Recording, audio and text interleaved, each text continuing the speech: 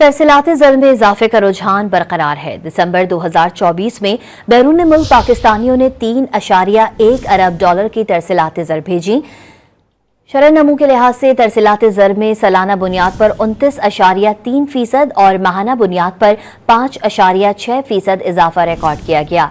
माली साल 2025 की पहली छमाही के दौरान मजमूई तौर पर $17.8 अरब तरसीलाती ज़र भिजवाई गई।